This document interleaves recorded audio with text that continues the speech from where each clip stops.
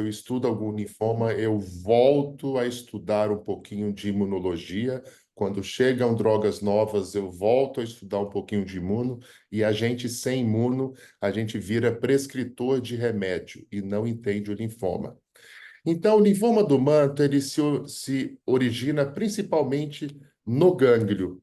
À sua direita, vocês estão vendo nesses círculos A e B, mostrando que os folículos linfóides do córtex dos órgãos linfóides secundários, também chamados de gânglios, amígdalas, baço, etc., a zona do manto, ela fica no córtex. Aqui vocês podem ver, são estruturas em evolução, por isso que gânglio incha, gente. Então, se você tem uma amidalite e você tem um gânglio submandibular grande, é porque houve um aumento do centro germinativo, da zona do manto, tudo no córtex. Então, vocês podem ver o folículo linfóide, que são essas estruturas ora redondas, ora ovaladas, e essa faixa mais escura que circunda o centro germinativo é a zona do manto. E é lá que ocorre o erro, que vocês vão ver qual é o early driver, o primeiro erro para o linfoma do manto. Então, voltando aqui, tá? Como eu falei, linfoma do manto, ele tem um early driver, ou seja, ele tem uma causa principal. Pena que não acaba apenas nessa causa, tá? Porque doenças de uma via só, por exemplo, a LMC, a LPA, você sabe que são doenças muito mais curáveis porque você ataca uma via. Aqui a gente está falando de um early driver, que é a translocação 11-14, na qual você pega a ciclina D1 no cromossomo 11 e transporta ela, transloca ela para a região promotora da região da cadeia pesada da imunoglobulina. E se você pega uma proteína, que é a ciclina D1, que logo abaixo vocês estão vendo, elas têm a função de replicação. Por quê? Porque ela suprime genes de supressor tumoral, como o retinoblastoma e o P27, ou seja, ela, se você pegar uma proteína replicadora e jogar numa região promotora, você vai ter o manto, que é o que vocês estão vendo aqui. Existem dois tipos de manto, pessoal, porque a zona do manto, que é a área intermediária do folículo linfóide, centro germinativo, zona do manto e zona marginal. Então, voltando, a zona do manto, ela é entrada e saída do centro germinativo. Quando esse linfócito B virgem, tá, ele entra na zona do manto, é lá que ocorre o primeiro encontro do antígeno anticorpo. Esse linfócito B virgem está cheio de IgM, que é um anticorpo super inespecífico, está cheio de IgM, e quando ele encontra com o antígeno, ele sofre uma pequena mutação, libera IgM, que a gente sabe que no fundo não serve para nada do ponto de vista de controle, mas se ocorrer algum erro neste momento, você tem o manto clássico, que é o manto, como vocês podem ver aqui em cima, na setinha. Eu acho que vocês não estão vendo a seta, deixa eu fazer igual o Alex faz, fica bonitinho. Como vocês estão vendo aqui nessa seta, vocês vão ter o manto clássico, que tem pouca mutação da cadeia pesada, que ele acabou de encontrar com antígeno, e esse manto clássico é um manto agressivo, 85 a 90% de todos os tipos, que pode evoluir invariavelmente, basta viver, basta estar vivo, para blastoide ou manto pleomórfico. Em contrapartida, se essa célula já entrou na zona do manto, foi para o centro germinativo, sofreu rearranjo da cadeia VDJ, hipermutação somática, troca de classe IgM para IgG, você tem o manto indolente, que é aquele manto que se funciona LLC-like, mas não é o comportamento de LLC, que corresponde a 10 a 15%, que a gente chama de manto não nodal ou manto leucêmico. Agora, depois disso, se parasse por aí, certamente a gente teria mais opções de tratamento e mais drogas-alvo. Mas o que acontece? Manto é um espectro de doença. Você tem a primeira doença, vamos pôr dessa maneira, que é o manto inicial, com ciclina D1 extremamente positiva na zona do manto aqui. Vocês podem ver também aqui embaixo, tá? Só que à medida que esse manto vai evoluindo, e a gente sabe que é raro encontrar o manto indolente, não, desculpe, o manto localizado, à medida que esse paciente vai evoluindo com a doença, ele vai adquirindo outras mutações, como mutações no gene da TM, na ciclina quinase 2, até evoluir para cariótipos complexos, que é o hallmark de uma doença de péssimo prognóstico. Culminando, então, para o manto blastoide. Como o próprio Matheus falou semana passada, o manto blastoide ele se confunde facilmente com uma LLA. Então, porque ele tem características blásticas, e veja a infinidade de alterações de ciclina quinase 4, retinoblastoma e principalmente mutação do P53. Como eu diagnostico o manto? Basicamente, o manto ele é diagnosticado pela presença da ciclina D1. Não é só isso, o Matheus, semana passada, explicou com muito mais detalhes, mas a ciclina D1 ela é presente em praticamente 85 a 90% dos casos de manto, tá? Mesmo para o manto indolente ou para o manto clássico, também chamado de manto agressivo. Um outro anticorpo que a gente deve usar é o SOX11, que não é disponível por imunofenotipagem, mas sim por imunistoquímica, porque o SOX11 também diferencia, se bem que clinicamente são doenças diferentes. Uma é leucêmica, a outra é nodal. Mas o SOX11 pode diferenciar essas duas doenças do ponto de vista de comportamento, mas mesmo naqueles casos que não são raros, 15% de casos de manto com ciclina D1 negativo, o SOX11 vai ser sempre positivo. Nós não usamos a ciclina D2 como padrão, mas a gente tem aqui o SOX11. Então, o SOX11 ele vai ser positivo em 100% dos casos ciclina D1 negativa, mas o hallmark é, de fato, a presença da ciclina D1.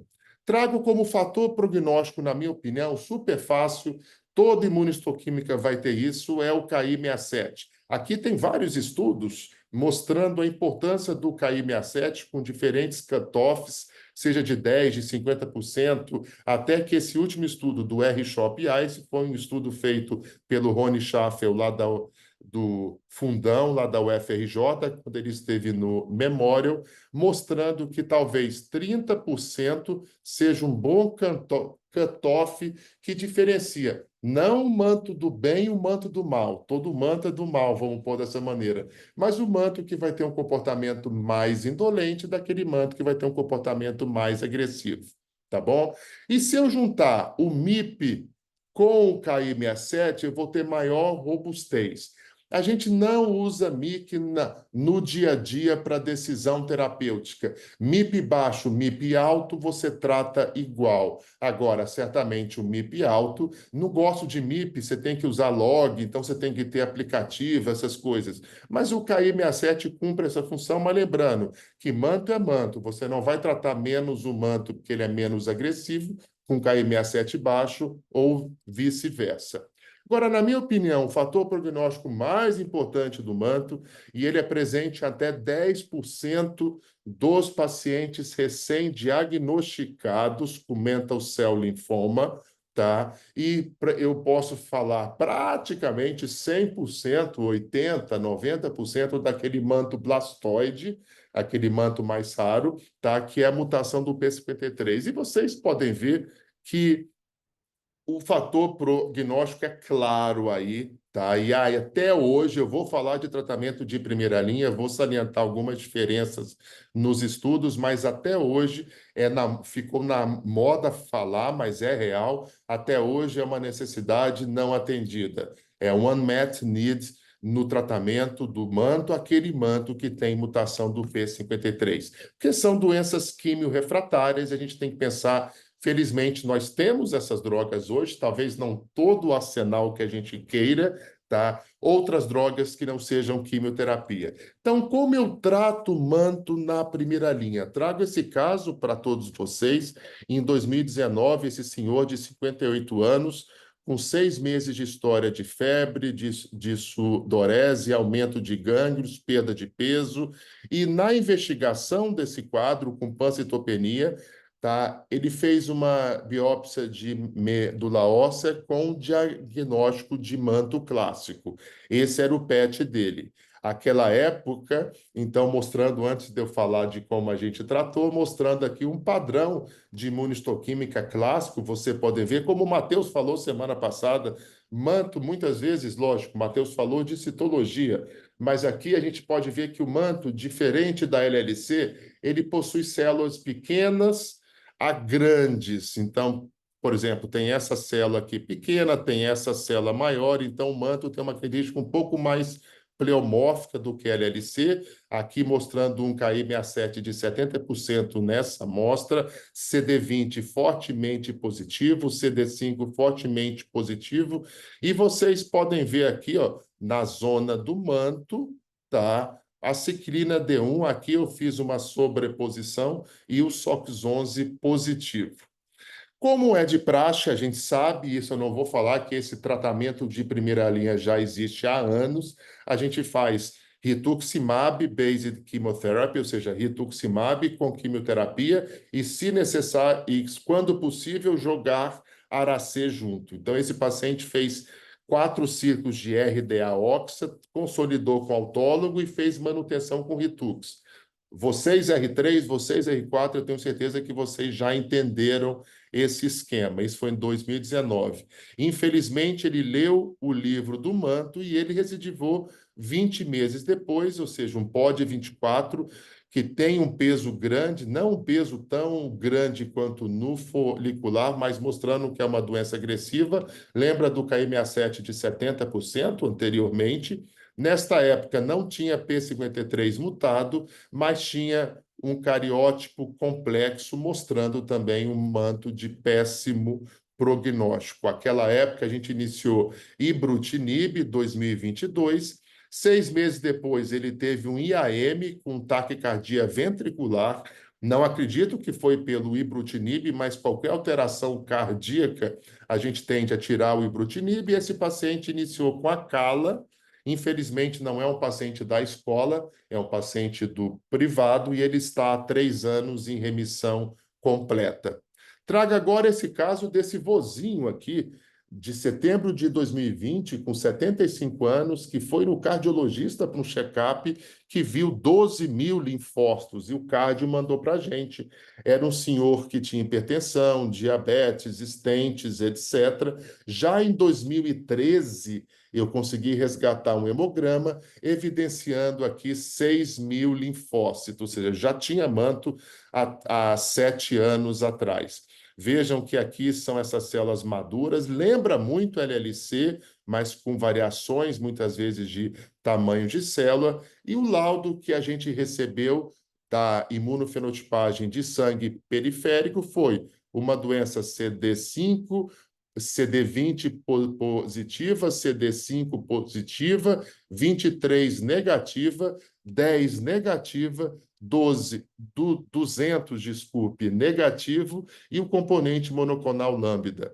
Então, a gente recebeu o laudo e a gente recebe esse laudo. Temos um caso atualmente discutido na interconsulta que o Alex soltou desta maneira: doença linfoproliferativa crônica B, CD5 positiva, provável manto, porque eu não tenho a ciclina D1, tampouco o SOX11, mas eu tenho aqui uma dica, que é a ausência do CD200, que fala a favor do manto, aquele manto indolente leucêmico.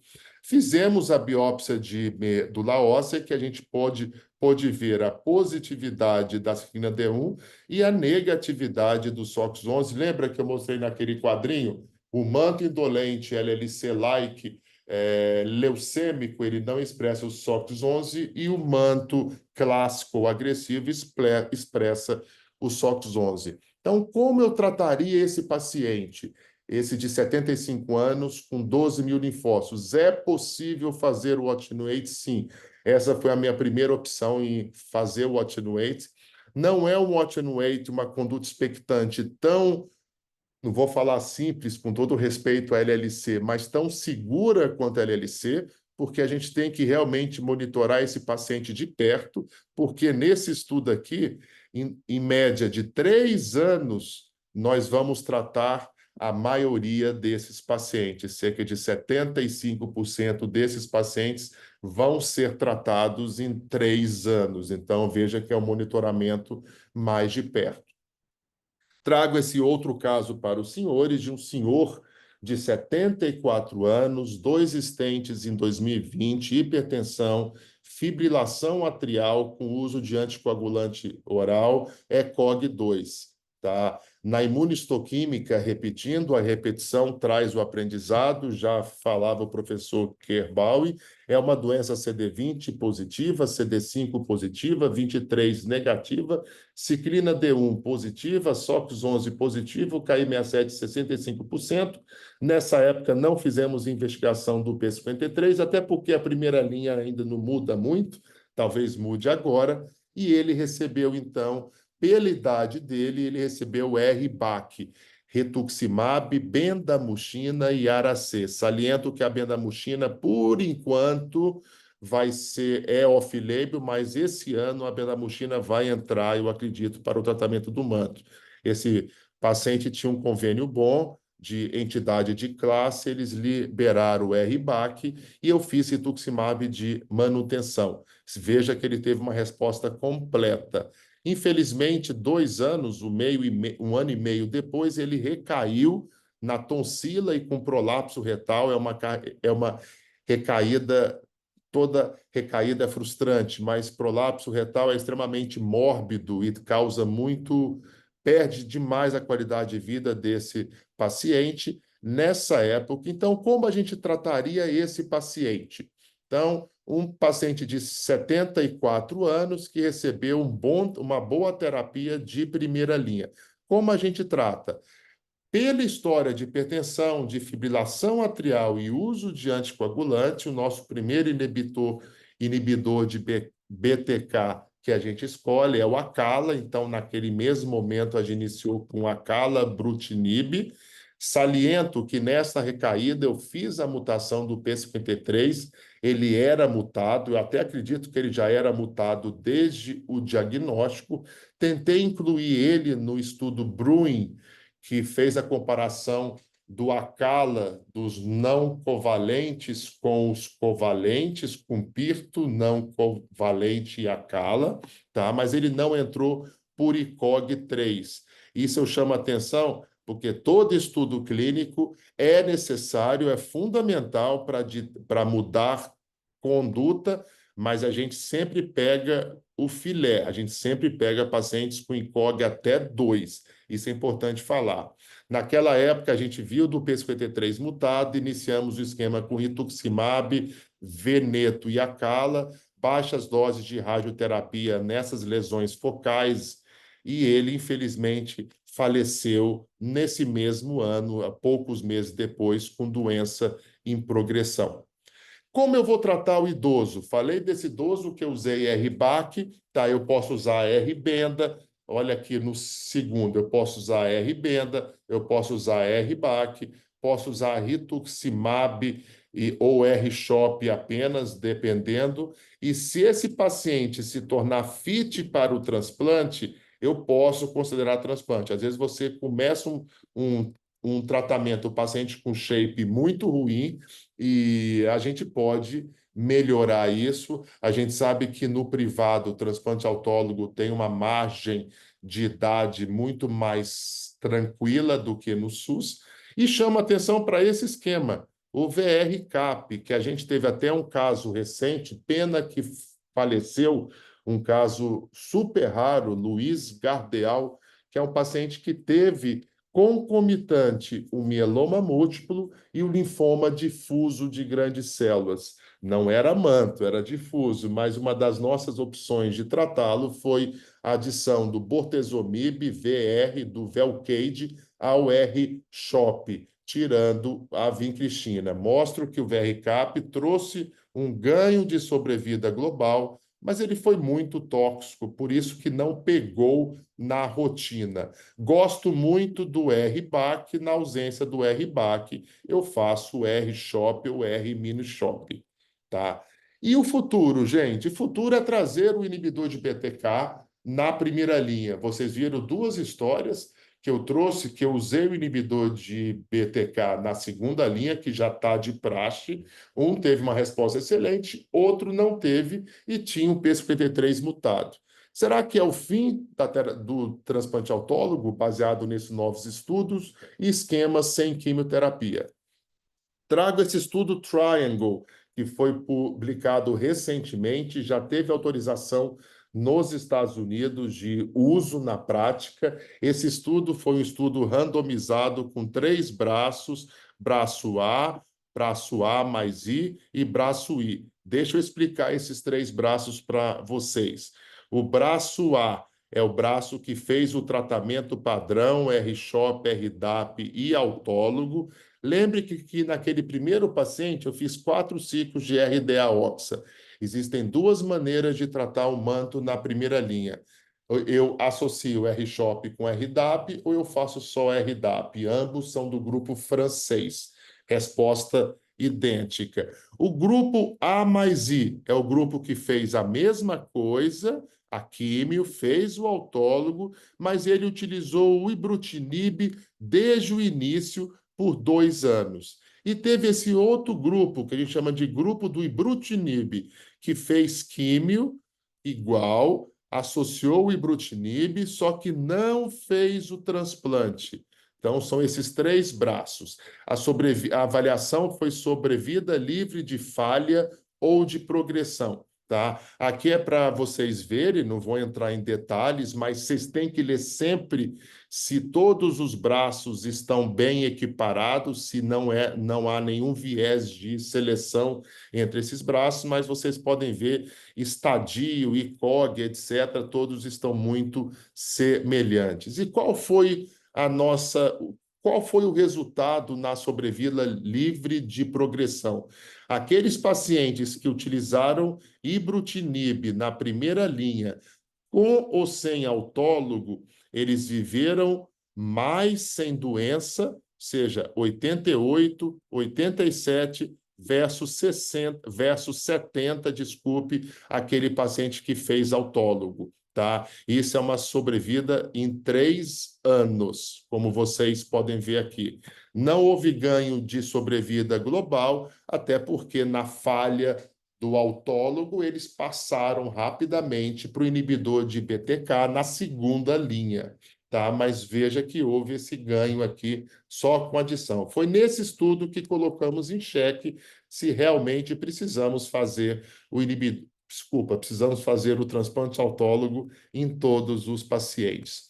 Trago esse do ASH do ano passado, mostrando, tá, que para aqueles pacientes jovens, essa conduta de adicionar o ibrutinib à quimioterapia logo no início, talvez faça com que você omita o transplante desses pacientes. Chama atenção numa coisa, manto responde, gente. Os primeiros 12 meses de manto, na maioria das vezes, só se ele não tiver o P53 mutado, o manto responde. Você trata manto, ele vai responder. Dá um alívio para o paciente, dá um alívio para você. Mas olha, de 12 meses em diante, esse paciente vai começar a recidivar, que é o que a gente vê na prática, tá? Trago esse estudo Shine. Gente, eu detesto aprender decorar nomes de estudo, mas hoje eles estão até para o marketing. Cada farma escolhe nomes chamativos para vender os estudos. Esqueçamos os nomes, avaliaremos o estudo em si. Por exemplo, a Janssen, estudos de mieloma, eles estão pondo a constelação inteira. Já já vai ter Orion, etc., porque já tem Perseus, Pollux, etc. Todas as estrelas aí. Então, no estudo SHINE, um estudo feito pela Janssen, é um estudo randomizado que também trouxe o inibidor de BTK na primeira linha. Só que, diferente desse estudo aqui, foram para pacientes inelegíveis para transplante, 65 anos ou mais. Eles receberam R-Benda, só para vocês saberem, R-Benda é o padrão nos Estados Unidos, não é R-CHOP, com placebo ou com ibrutinib. Dois braços bem balanceados, tá? E o que chama atenção aqui, acho que isso aqui saiu um pouquinho, tá? Onde que eu queria mostrar isso?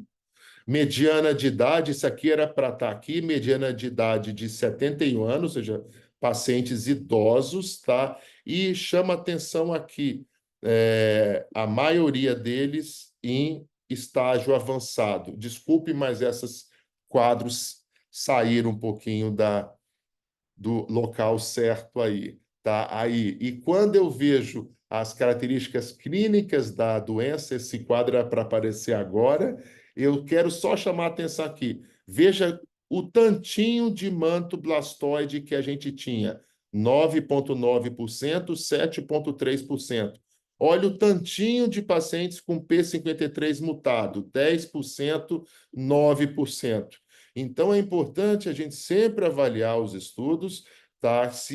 Para a gente não poder extrapolar esses dados para as doenças, no caso do PSPT3 mutado, mais agressivas. Mas o endpoint desse estudo foi alcançado, o objetivo, que foi sobrevida livre de progressão, mostrando, de novo, que em 12 meses essa curva começa a se separar. Quem usou inibidor de BTK R-Benda com ibrutinib, com hazard ratio de 7,5, ou seja, 25% de redução de risco de progressão ou morte. Sobrevida global não se alterou da mesma forma, porque todos que recidivaram acabaram indo para o ibrutinib já na segunda linha, tá? Mas o que eu chamo a atenção desse estudo, tá? Estudo a estudo, foi a quantidade de mortes que a gente teve no braço da R-Benda com ibrutinib, tá? A quantidade. Chama atenção para cá. Quantidade de morte por progressão de doença. R-Benda com placebo foi de 20% versus 10%. Agora, quando eu olho mortes relacionadas a eventos adversos, veja que o grupo que recebeu R-Benda e Acala, vou só separar esses aqui, tiveram muito mais óbitos do que o grupo que recebeu R-Benda com placebo. É proibido usar isso? Esse estudo ficou fechado? Não, mas apenas mostra que aqui teve muita morte por Covid aqui, mas veja que outras mortes cardíacas, etc., foram mais comuns no braço do ibrutinib, e a gente sabe que o ibrutinib é mais tóxico do que os outros inibidores de BTK. Por isso que a AstraZeneca, logicamente, real time, no mesmo momento, eles lançaram um estudo idêntico. Não mudou nada, tá? Pacientes idosos acima de 65 anos, olha, o ICOG menor que 2, tá? E esses pacientes foram randomizados, R-Benda com Acala ou R-Benda com placebo, tá? E o que a gente viu nesse estudo? Da mesma forma, até 12 meses, tudo corre muito bem. Paciente com manto, a não ser se tiver o P53 mutado, o paciente com manto responde, mas depois de 6 a 12 meses, essa curva vai se alargando, e o que foi verificado foi um hazard ratio de 7,3, ou seja, 27% de redução de chance de morte ou progressão de doença com adição do acalabrutinib a R-Benda. Resultados muito parecidos com o SHINE do ibrutinib, sem ganho de sobrevida global, vocês já sabem o porquê. Agora, chama atenção por efeitos adversos. A gente sabe que o Acala, eu sei que a AstraZeneca ela pega pesado e enche a gente disso, mas o fato é, o Acala é uma droga que parece ser mais segura do que o ibrutinib. Até porque, quando eu vejo eventos adversos graves, acima de 3, ou vejo todos os eventos adversos, vocês podem verificar que eles foram muito parecidos no grupo da R-Benda com placebo, com o grupo da R-Benda com a acalabrutinib. Então, a minha opinião, posso usar os dois estudos, R-Benda com ibrutinib e R-Benda, o que eu quero é o inibidor de Bruton na primeira linha. Eu acho que o manto ainda é uma doença que você tem que usar todo o arsenal logo no início. Não existe a gente pensar em poupar uma droga para manto para eu usar depois. Até porque o depois vai ser sempre pior do que o hoje, porque esse manto vai tendo uma evolução clonal que vocês viram naqueles slides anteriores. A questão é, gente, quando to benda or not to benda? Quando que eu vou usar a benda no idoso e quando eu não vou usar? A benda é uma prima da fludarabina, é uma prima da cladribina, e ambas vocês sabem que levam a uma energia citotóxica T importante, então a benda é uma droga altamente imunossupressora. Não tenho medo de usá-la, mas uso com cautela. E a gente tem que encarar o idoso sob duas lentes. Esse idoso aqui, essa idosa, ela não entra em estudo, essa idosa, ela tem um ICOG 3, às vezes até 4. Essa idosa, provavelmente, eu não vou usar a benda. Ou se eu vou usar a benda, aí, como os residentes brincam, muitas vezes, mas eu falo sempre quando eu vou fazer alguma coisa fora do padrão, eu aviso eles chamam de BIOC modificado, talvez eu usaria uma dose de benda muito baixa para esse caso. Meu feeling. Agora, já este idoso aqui, eu posso usar a benda. Então, a gente tem que olhar, não é só porque o estudo mostrou, porque às vezes você vai matar o paciente realmente antes da doença. E trago, por último, essa apresentação oral desculpa, do ASH, o ano passado, são os resultados do ENRICH, desse estudo aqui, mostrando que talvez para idosos muito frágeis, tá, a alternativa de usar ibrutinib com rituximab pode ser o standard of care para esses pacientes muito idosos ou muito frágeis. Da mesma forma, tem estudo também com a Kali, com rituximab. Quando a gente compara resultados respeitando a idade dos pacientes, que isso pesa a polifarmácia, os resultados desses estudos são levemente inferiores quando você adiciona químio, mas não deixa de ser um tratamento eficaz, inibidor de BTK na primeira linha, para o paciente idoso e frágil. E com isso eu acabo a aula de hoje. Infelizmente, o abismo que existe entre o serviço suplementar de saúde e o serviço público, ele está aumentando cada vez mais, tá? E, infelizmente, eu não vejo chance de melhora, apesar de todo o esforço da BHH, de todo o esforço das entidades de classe, mas certamente é muito pouco frente à corrupção que assola o Brasil. Muito obrigado, viu, gente?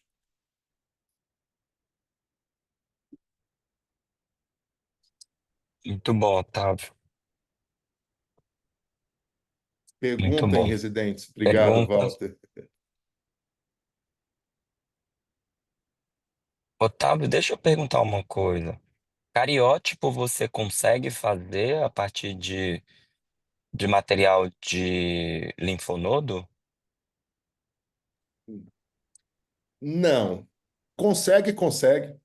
Se a técnica certinha, etc., mas não. A gente geralmente faz realmente de material de medula ou de sangue periférico quando tem linfocitose, etc. A gente pede, viu, Walter? Não é incomum a gente pedir. Eu não peço o cariótipo para ver a translocação 11 e 14. Se eu tiver dúvida diagnóstica, eu já vou logo para o FISH, mas para avaliar prognóstico, cariótipos complexos, polidiploidia, etc., aí o cariótipo simples ajuda. Eu falo que esses cariótipos, a gente não tem drogas, muitas drogas para overcome, para ultrapassar esses mal prognósticos, vocês viram na aula, mas pelo menos ajuda a gente a ter repertório para conversar com a família e falar que as coisas não vão muito bem, não. Otávio? Oi, Zé Pedro, bom dia. Oi, bom dia. E sistema nervoso central, como é que você se comporta aí? Si- Sistema nervoso central, vira e mexe, a gente tem caso de sistema nervoso central, temos um no Oswaldo Cruz, acho que do André atualmente, mas vira e mexe a gente tem, tá? Aí a ideia de você trazer o inibidor de BTK na primeira linha é fantástico. O Aracê em altas doses pode penetrar a barreira, mas geralmente são pacientes que não toleram Aracê em altas doses e é um tratamento paliativo. Mas o ibrutinib e o Acala são drogas que penetram o sistema nervoso central e, vindo para a primeira linha, se torna uma boa alternativa, Zé Pedro. Muito bom. Esses estudos, só para desculpa, esses estudos não contemplavam pacientes com infiltração de sistema nervoso central. Sei. Mas a gente sabe que eles penetram a barreira, então talvez os resultados podem não ser iguais, mas sejam parecidos aí. Muito bom. Obrigado. Laurinha, você quer fazer uma pergunta, Laura? Eu vi que você levantou a mão aí. Parabéns pela aula, viu, doutor? Eu gosto Ô, muito Laura, de didática. obrigado. Doutor, tem estudos usando IBTK em monoterapia? Essa é a minha primeira dúvida.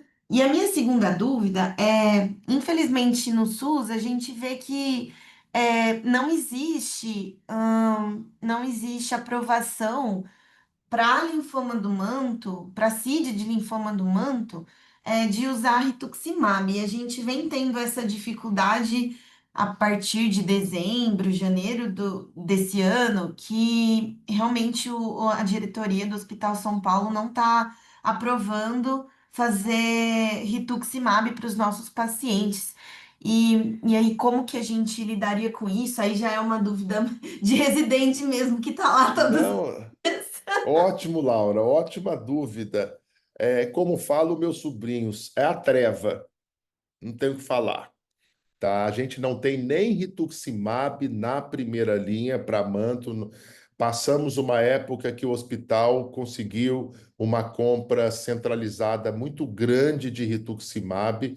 Rituximab, gente, hoje, os biosimilares, pega o Vivaxia da Libs, por exemplo, eles não custam mais do que 4, 5 mil reais. Então, quando a gente pensa que o orçamento do Ministério da Saúde é, é o maior que existe, talvez ele só perca para as emendas parlamentares, a gente vê que realmente a gente tem dinheiro, mas o que tem é má gestão. Agora, a sua primeira dúvida é muito interessante. Vocês viram, o Celso já mostrou e viram no ambulatório que a adição do rituximab, por exemplo, ao acalabrutinib na primeira linha de LLC, não trouxe benefício. A adição do rituximab e já a adição do manto, então, assim, você pode usar o inibidor de BTK monoterapia no manto, não está errado, tanto é que na segunda linha a gente usa monoterapia, mas esses estudos, como o manto expressa muito CD20, Laura, diferente da LLC, que expressa pouco CD20, a adição do rituximab na primeira linha junto do inibidor de BTK soma a resposta, sim. Mas a gente, de novo, até para para todos aí, a gente não tem nem rituximab na primeira linha para o manto. A gente, o ICESP, eu não vou nem falar que é culpa do hospital, falo até que o hospital compra quando a gente pede com muita insistência, mas geralmente a gente faz 5 químios para ter talvez 2 rituximabs no final do tratamento. Mas é isso mesmo. Obrigada. Eu entendi. Nada.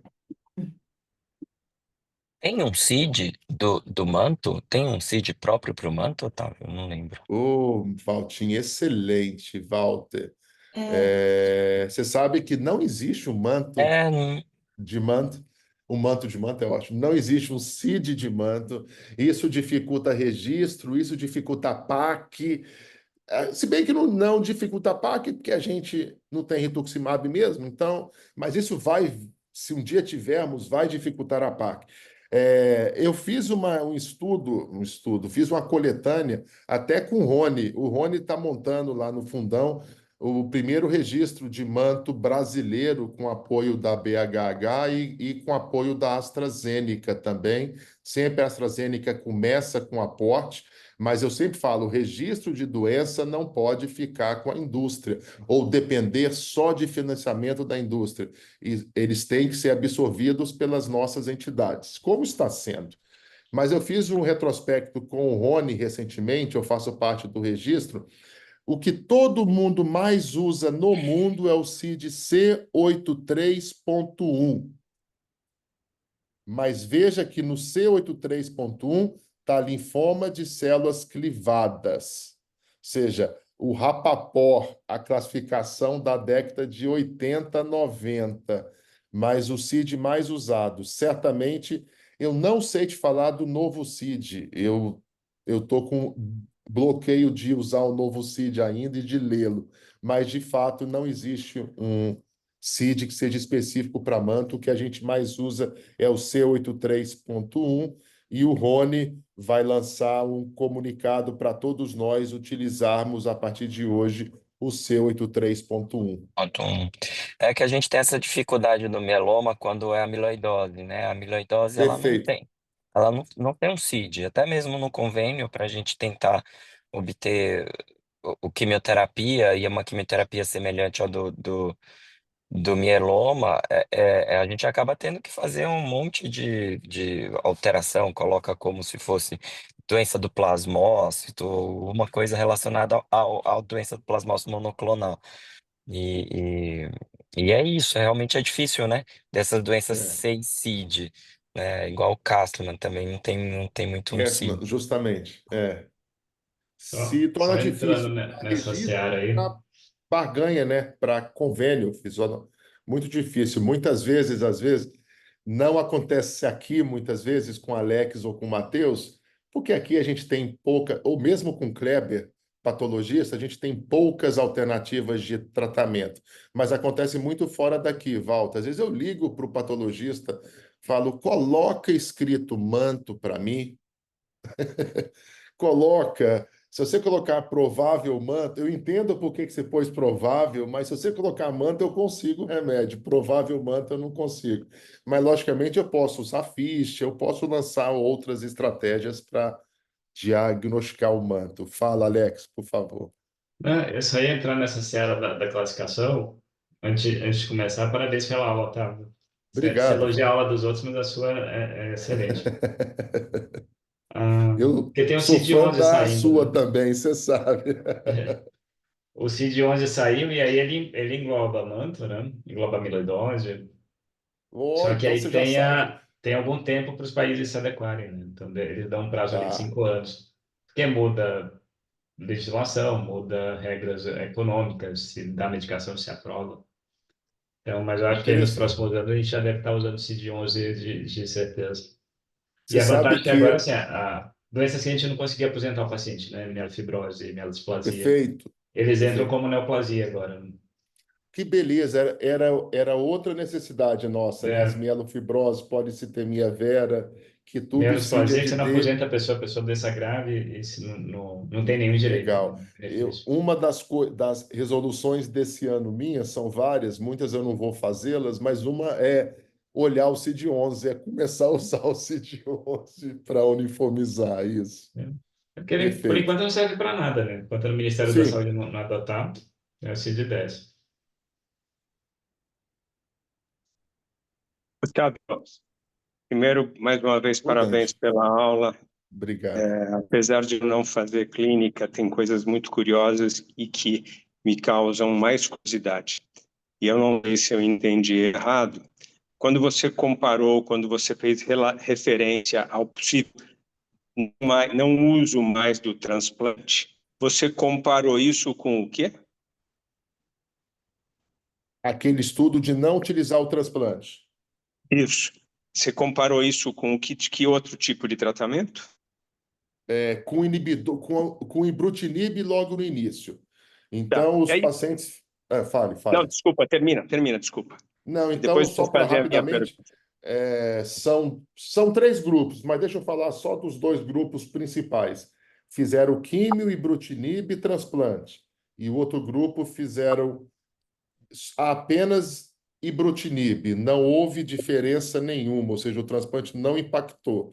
E aquele grupo padrão, realmente, que não fez o ibrutinib, teve a resposta menor. Minha Ficou pergunta claro? é essa, se eu entendi corretamente. Agora, o SUS, nós estamos falando de serviço público e privado, esse assunto sempre me interessa. O Sim, SUS, sim. o SUS, você tem o transplante no SUS, tá certo? Qual é a comparação de custo com o transplante ou sem o transplante usando o ibrutinib? Olha, eu acho... Não, o ibrutinib é mais alto. É mais alto. Você sabe que de todas as indústrias, a gente tem hoje 3 inibidores de BTK, três, Acala, Zano e ibrutinib.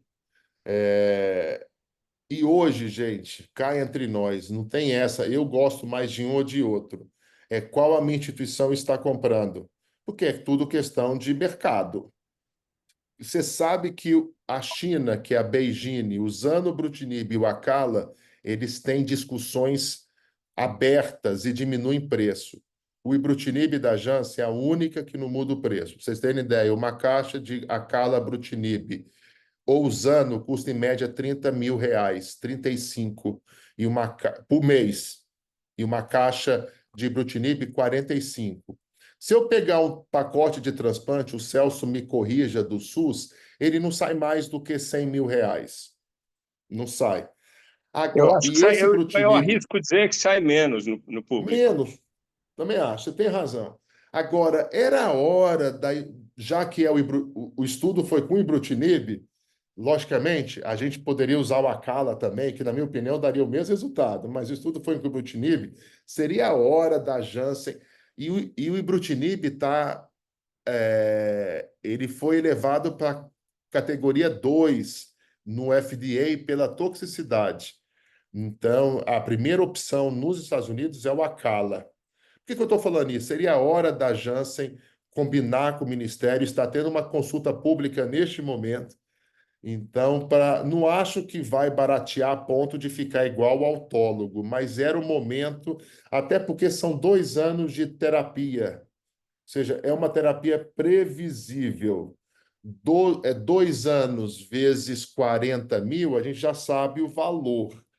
Mas se isso diminuísse, se ela diminuísse isso, seria uma grande chance da incorporação.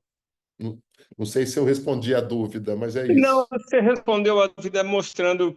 Agora, comparando, então, acho que para o SUS, onde falta, você também bem disse, e eu concordo, eu acho que mais do que faltar, além do faltar dinheiro, o dinheiro é absolutamente usado de forma inadequada e eu estou absolutamente convicto disso. Mas essa é a realidade, né? É o que a gente tem ou o que a gente não tem. Eu estou falando isso porque vale a pena essa reflexão. Eu acho que às vezes a gente tem que olhar, buscar o que for melhor para o paciente, melhor evolução pelos estudos clínicos, mas por isso chamou atenção esse estudo, comparando o transplante com isto. E aí eu acho que vale a pena a gente lembrar disso, e não para não ter novas drogas, mas a gente refletir um pouco sobre essas E tem novas uma drogas de coisa, custo. porque, lógico, a gente fez uma análise de farmacoeconomia com papel de padaria, eu e você, rapidamente. Curso de transplante de Brutinib. Mas se a gente fizer um estudo de farmacoeconomia, as reinternações pós-transplante, as linhas de terapia que você vai precisar usar muito mais pós-transplante do que em quem usou Ibrutinib. Então, eu acho que ainda vai ficar mais baixo, mas não vai ficar mais baixo, não. A gente tem paciente nosso que recai pós-transplante, que são grande, número alto, e ficam fazendo químio interna, entre aspas, gastando dinheiro público e com direito do paciente, mas talvez um estudo de farmacoeconomia mais abrangente, que pega uma coisa que é time to next treatment e tratamentos posteriores, talvez essa diferença ela até se encurte mais. Obrigado, Otávio.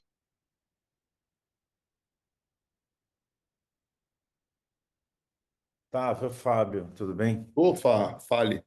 Ó, duas coisas. Primeiro, vocês têm conseguido fazer P53? Porque eu vejo assim muito caso encaminhado que não tem P53 de diagnóstico. Essa é É, uma coisa. E a segunda, o triângulo lá, o estudo, sim. no Brasil não está conseguindo fazer Ibrute de primeira ainda, tá? Não, então, não, deixa eu te falar. Então a Não, gente tá. Isso é angustiante, Manto, né? demais. Eu acho que se tem uma droga que é. Veja, vou dar um exemplo besta. Polatuzumab para difuso. Ninguém ficou empolgado, né, Fábio? É. Ah, vou usar R-Shop mesmo. Pola mostrou É. uma diferença muito pequena, extremamente caro. Eu estou falando, mas a vinda do inibidor para a primeira linha, para manto, é fundamental. Primeira pergunta que você fez do Triangle, mas a primeira foi P53. do P53. Não, a gente não faz de rotina, não tenho recebido de rotina. O que a gente tem feito muito é a imunistoquímica, e até a tese sua, né, Fábio, de Uhum. difuso, a gente tem feito muito imunistoquímica para P53. Quando ela vem com padrão, com características de mutação, a gente pede a mutação. Sempre a mutação não está no rol da ANS, enfim, então o paciente paga muitas vezes. Às vezes o convênio libera, mas depois de muito choro. Mas realmente a gente não tem isso na rotina, não. O Triangle, eu acho que quem vai vir primeiro, na minha opinião, vai ser o Eco, o Acala, Benta e Rituximab. Sim, Eles já estão mais adiantados na Anvisa. Se bem que eu acho que ou empresa para liberar tudo como a Janssen, né? É impressionante. A Janssen, é. ela deve ter amigos, devem ser amigos do rei, porque todos os estudos que a Janssen apresenta são liberados. Então, independente se vier o ibrutinib ou se vier o Acala, mas vai vir, na minha opinião, para idosos. E aí a Isso. gente vai conseguir usar o Triangle. Eu acho que vamos É. conseguir, aos poucos, extrapolar. O Triangle, a Janssen vai aplicar, mas ainda está o mais atrasado de todos. A gente não tem usado, não. Para falar que eu nunca usei o Triangle, o triângulo aqui, eu usei numa paciente, mas, de novo, ela entrou na justiça, ela vinha dos Estados Unidos, que tinha sido proposto o Triangle para ela, eu Uhum. acatei, porque eu acho o estudo muito bom, e ela judicializou e conseguiu. Ela está acabando hoje, ela está com 1 ano e meio de Brutinib, sem recidiva, mas é a minha experiência de um paciente só judicializado. É, porque a gente acaba usando assim, né? O paciente não vai bem, você fala, deve ser P53. Para o cara que não É, está indo bem. E daí é, você consegue Brute ou a Cala de segunda, terceira e acaba indo bem perfeito, depois. É bem isso. perfeito, perfeito. É isso aí. O duro é que o manto, né, Fábio? Você concorda comigo? Na maioria das vezes ele responde, né? No É, comecinho. é, Assim, é, você faz é. R-Shop, ele vai É responder, isso aí. mas a recidiva, então você tem aí 1 ano, mas daqui a 1 ano o negócio começa a ficar. É, Isso é na média, lógico. Tem os blastoides que não respondem a nada desde o início, mas é é. isso mesmo. E só transplante assim, né? Esses estudos todos abaixo de 60, 65 anos, né? O triângulo é 65, se eu não me engano. Isso, Então, nessa faixa, agora, o problema é que paciente mais velho, acima de 60, 65 e manto, a toxicidade é muito alta. muito alta. Ele, É assim, o totalmente diferente manto, do que transplantar o mieloma, não tem isso, dúvida. É. exatamente. E assim, consolidar um tratamento com transplante autólogo, que é um tratamento não curativo, com BIM, num cara acima de Uhum. 60, 65, olha, assim, a gente acaba perdendo o paciente, é difícil, viu? Também acho, também acho. Precisa realmente tomar cuidado, é. É. Mas é o que vai Eu sobrar no SUS, né? Eu falo brincando com o Valtinho, transplantar mieloma é fácil. Transplantar um Hodgkin idoso é complicado. É, é, é isso. Ah, muito bem, Fácil prazer, com obrigado. muito respeito, Walter, mas é mais fácil. De verdade, hoje a gente já tem dúvida de transplantar paciente acima de 65 anos. Mesmo no SUS, a gente já, É, é. já tem um certo receio, entendeu? É que assim, mieloma ainda a mortalidade é baixa, né? Se É, bem mas selecionado, você consegue. Mas manto, olha, precisa tomar muito cuidado. Acima de 65, olha, é muito difícil. É, né? E é BIM, né? Não ainda falando.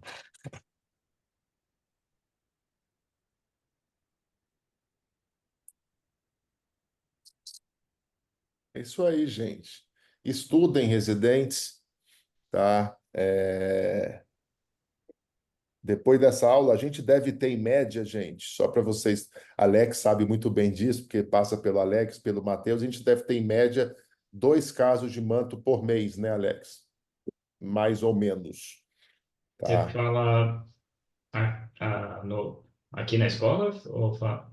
Aqui na escola, pelo menos 1 a 2, talvez eu veja muito por imunistoquímica, você vê mais. Eu não vejo tanto, não. Eu vejo um a cada mês, a cada 2 meses. Tá, tá. A A pessoa gente, eu acho manda que a parte da talvez cênica, né? eu estava fazendo mais ou menos um apanhado dos últimos 2 anos, mas 2 casos de manto mês, em média, lógico.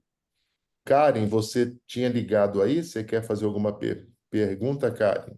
Eu gostaria, Otávio. Eu Por queria te favor. perguntar, na terceira linha, né? A gente tem o pirtobrutinib Uhum. e daí, assim, para esses pacientes, você consideraria fazer um transplante alogênico? Se tivesse uma resposta ao pirto, por exemplo, para parar a medicação? Considero, sim. A gente não tem essa experiência ainda, né, Karen? Mas consideraria, sim, levar um paciente para halogênico, lembrando que existe o CAR-T, ele não tem para manto, mas ele vai existir, tá? O CAR-T para manto, eu vou usar um termo, pode ser pesado, Fábio, que tem experiência com CAR-T e outros me corrijam, mas o CAR-T para manto, ele foi meio um voo de galinha aí. O primeiro anúncio dele no Oeste foi groundbreaking. Agora, o segundo anúncio, o follow-up, o terceiro, esses pacientes vão recidivando, eles vão recidivando, eles vão recidivando. Eu vou falar um número grosseiro que você mais ou menos consegue curar o paciente com CAR-T em torno de 30%. E veja, a maioria que você não cura são os P53 mutados, são os blastoides, etc. É, veja, a experiência minha com CAR-T para manto é zero, estou falando no que eu leio. Mas o halogênico, né, indo nessa linha de CAR-T halogênico, acho que pode ser uma boa opção.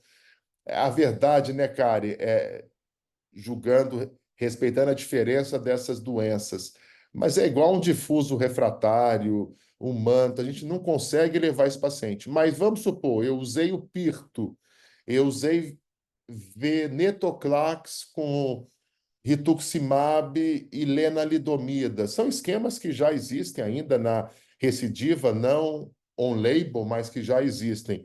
Eu levo remissão desse paciente, eu consigo uma remissão e um bom performance desse paciente, eu acho que vale a pena o halogênico, sim. Queria ouvir a opinião do Fábio, do Celso, por favor.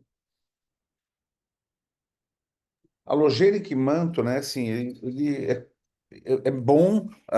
20 anos atrás foi mostrado que você cura aí 40% dos pacientes, só que, de novo, é muito tóxico. Diferente de outra doença. Então, acima de 60 é meio que proibitivo. Então, essa é uma questão. Daí tinha os guidelines, né? Quem passou por IBTK, refratário IBTK, ou aquele de muito alto risco, P53, balastoide, DHL alto, talvez uma linha mais anterior, em paciente muito jovem, que é raro a gente conseguir. Então, assim, fazer halogênico em terceira, quarta linha, num idoso, por exemplo, é impossível. Eu guardaria, assim, eu acho que os mantos que eu fiz halogênico recentemente eram isso, eram pacientes muito agressivos, muito jovens, foram poucos, e que acabaram conseguindo um halogênico em segunda linha numa situação difícil. Ou aqueles assim, né, eu já discuti casos do tipo, paciente jovem com doença agressiva, não responde a nada, consegui uma doação de acala, o paciente responde. Eu não sei se é P53, eu não sei o que é. Mas esse paciente não vai estar vivo em. O cara de 30 anos, ele não vai estar vivo em 5 anos. Esse paciente talvez eu fizesse halogênico. Deve ser um P53, uma doença ruim. Então, mas Eu terceira, acho quarta linha é até. muito difícil. E o CAR-T para o manto Brexucel, ele não chegou no Brasil ainda. Não. E por uma questão de preço, né? Porque eles estão eles estão comparando o Brexu com o custo do Pirto. Ixi, Então não libera. Eles estão com problema de custo. E é isso, ele não é milagroso, mas assim, às vezes que eu vi fora daqui. Mas é aquilo, é o cara de 70 anos na quinta linha com a doença, sabe aquela doença indolente?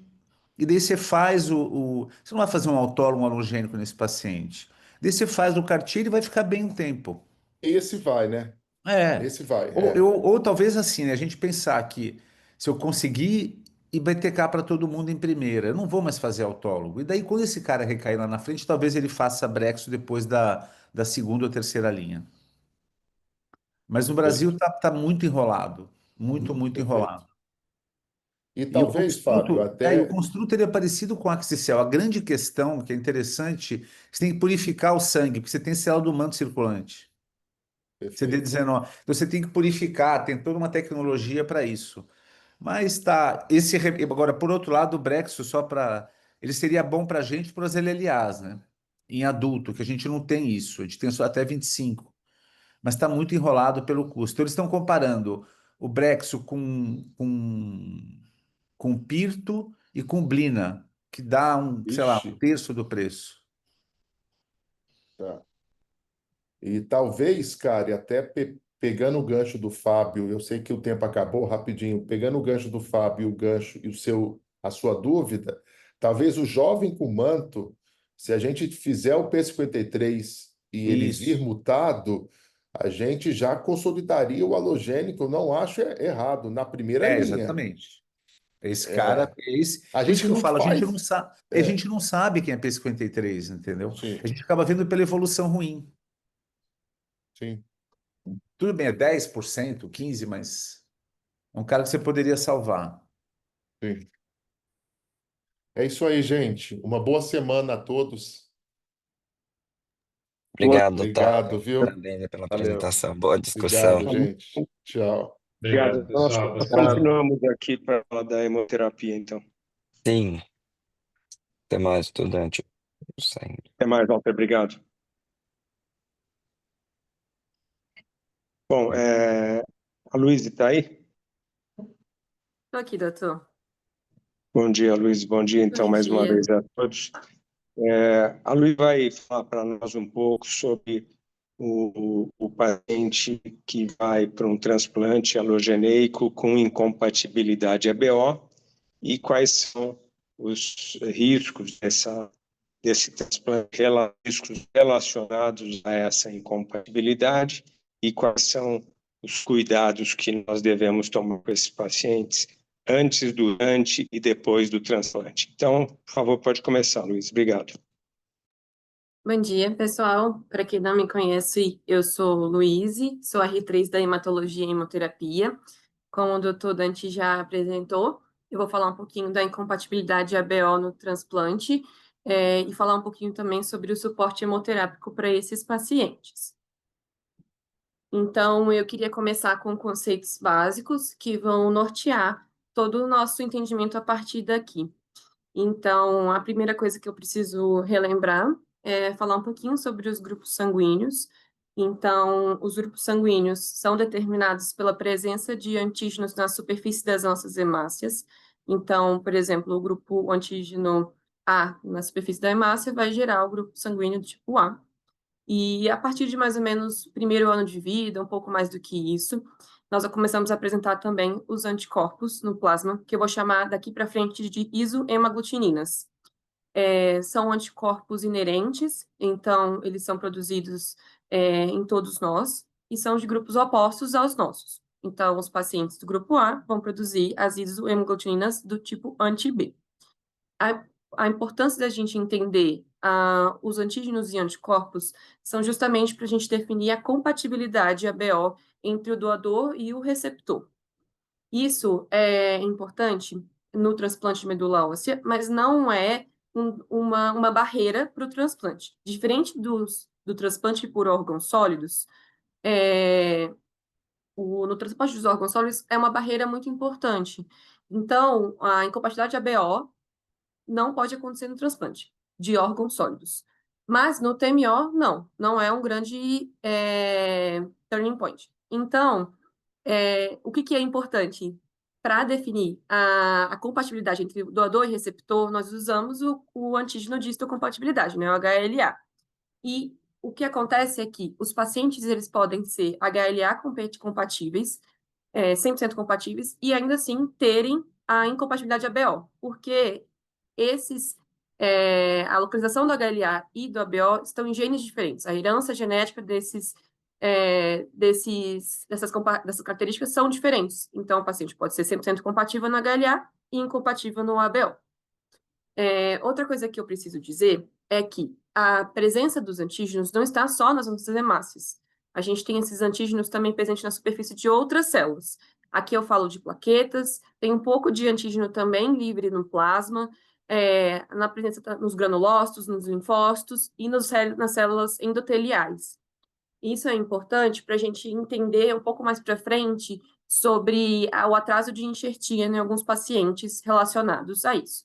Mas, porém, as células progenitoras hematopoéticas primitivas e multipotentes não expressam ABO. Isso é outro motivo pelo qual a gente pode fazer o transplante em pacientes que são incompatíveis no ABO.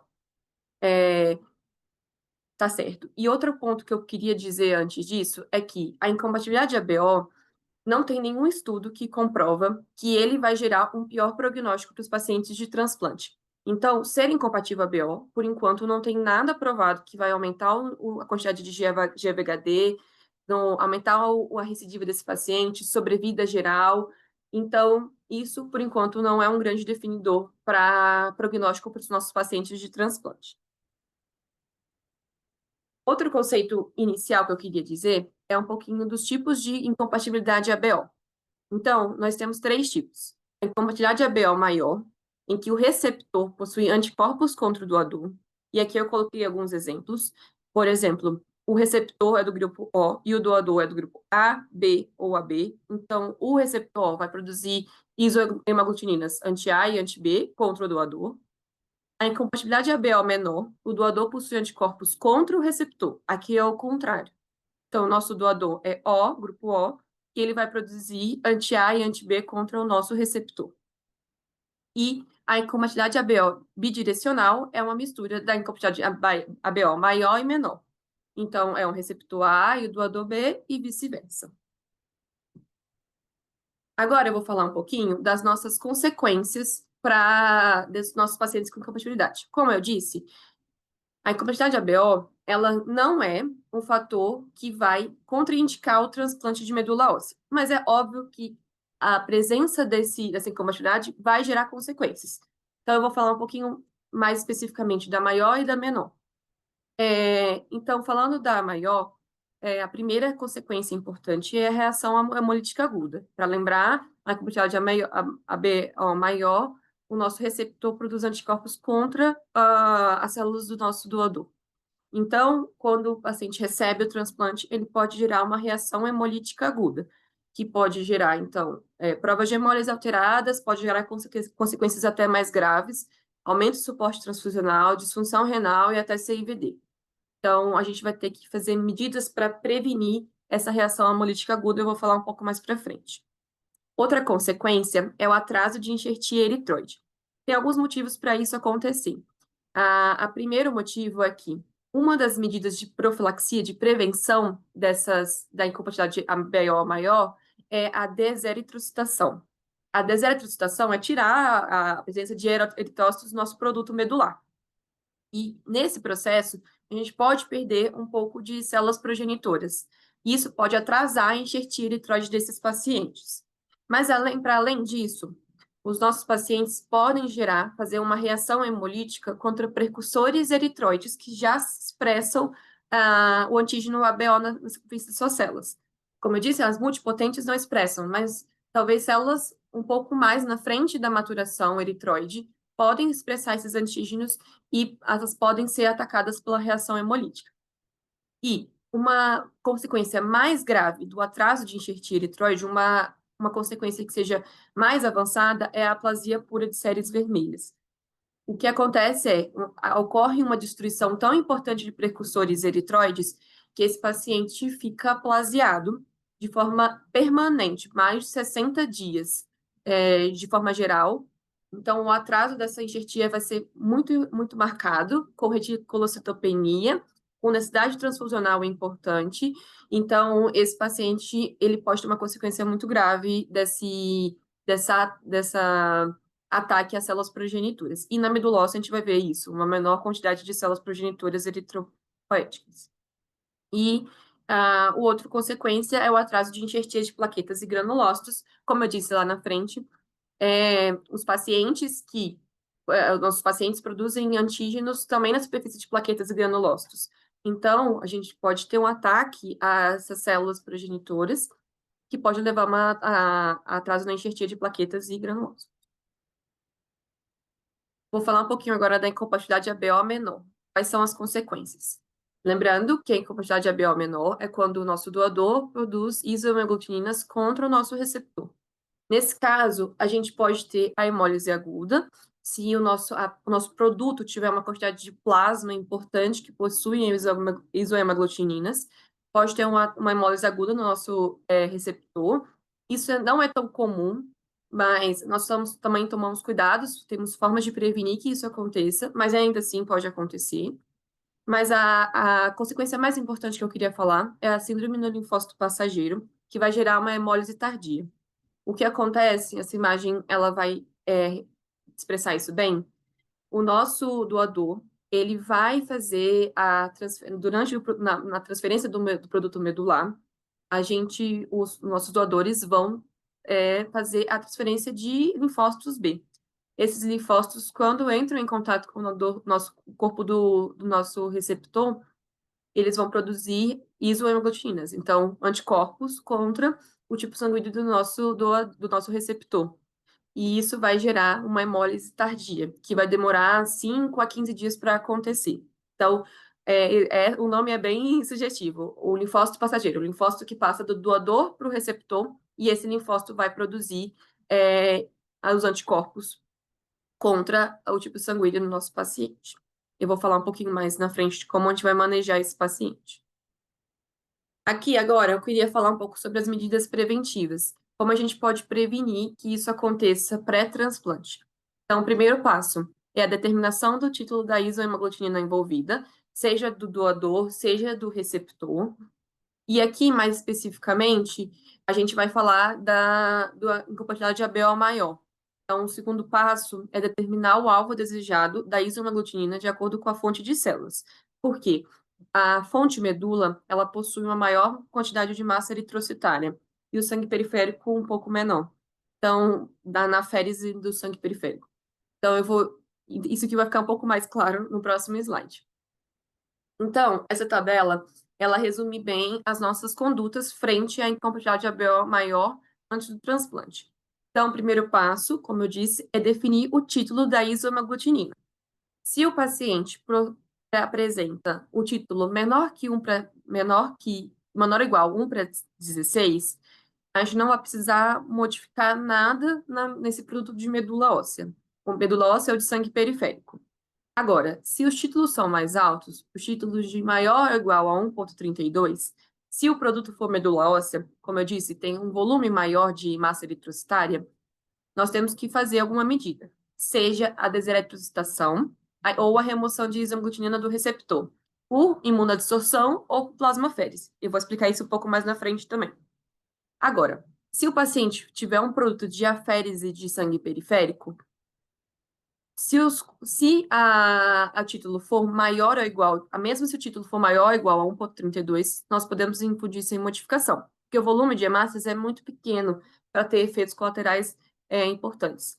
Agora, se o título for maior, aí sim precisamos tomar medidas, seja a deseritrocitação ou a plasmaférese à imunodissorção. Agora, falando um pouco da incompatibilidade de ABO menor, se os títulos do doador estiverem maior ou iguais a 1,256, nós vamos precisar fazer a depressão do plasma do componente desse paciente. O que acontece é que a depressão de plasma vai prevenir a hemólise aguda, mas isso não altera a síndrome do linfócito passageiro. Os linfócitos passageiros, os linfócitos do paciente, ainda assim são passados para o nosso paciente receptor. Ele não muda, a depressão de plasma não muda a incidência da síndrome do linfócito passageiro. Aqui é só mais um esquema para ajudar visualmente o que eu acabei de falar. Aqui a gente está falando de incompatibilidade ABO maior, então se os títulos estiverem maiores ou iguais a 1,32, no produto de sangue periférico com maior volume de plasma, a gente vai precisar fazer a depleção dessas hemácias, e no medula óssea vamos precisar fazer também a depleção. E a compatibilidade ABO menor, se o nosso título tiver maior ou igual a 256, vamos precisar fazer a depleção de plasma desse paciente.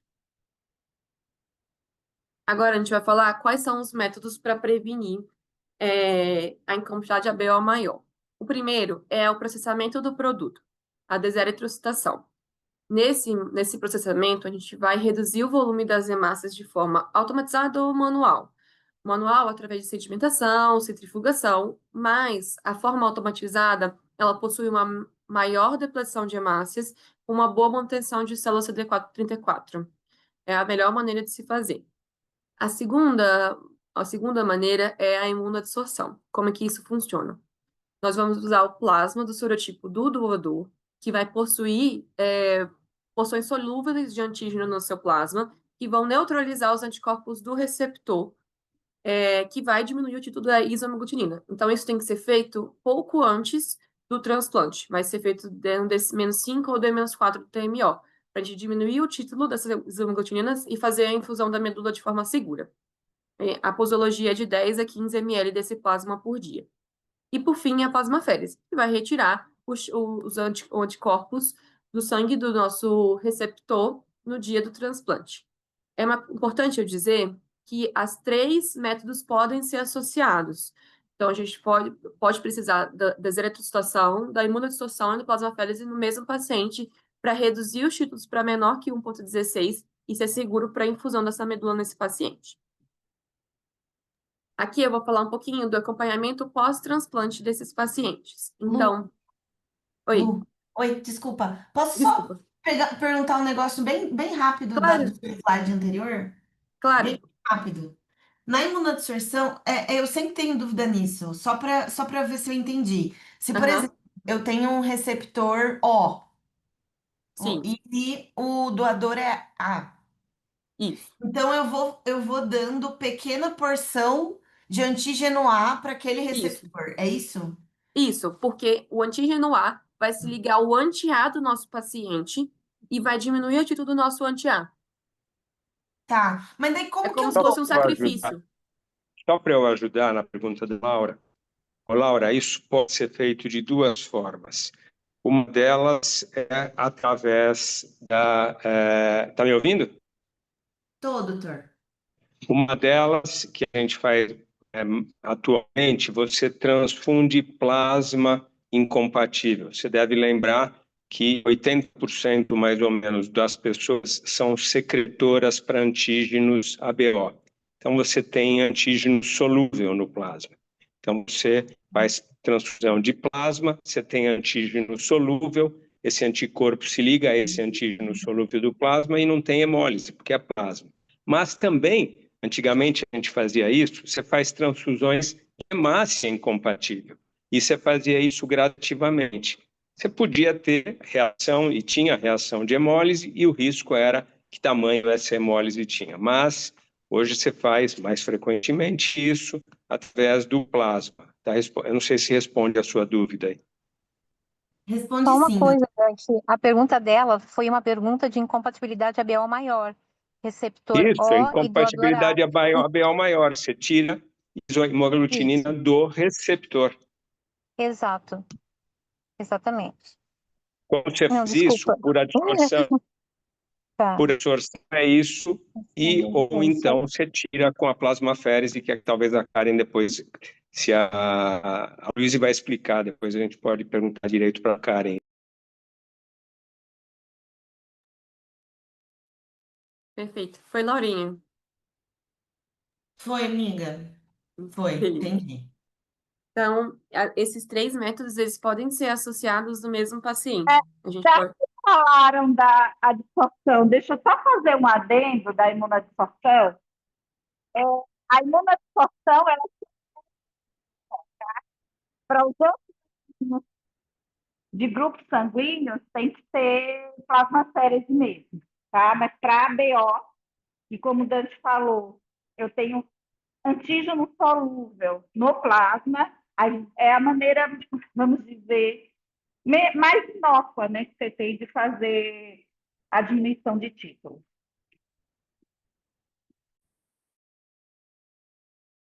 Perfeito.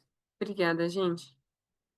Então, a gente pode associar esses 3 métodos, o processamento, a imunodissociação e plasmaférese, no mesmo paciente, para a gente conseguir reduzir os títulos dessa isomaglutinina para a realização do TMO de forma mais segura para esse paciente e evitar aquelas consequências que eu falei lá no início. Então, como é que a gente vai manejar esse paciente pós-transplante? Os pacientes que tiveram uma hemólise aguda após a infusão, que pode acontecer a hemólise aguda, como eu disse, tanto na incompatibilidade ABO maior quanto na menor, é basicamente tratamento de suporte.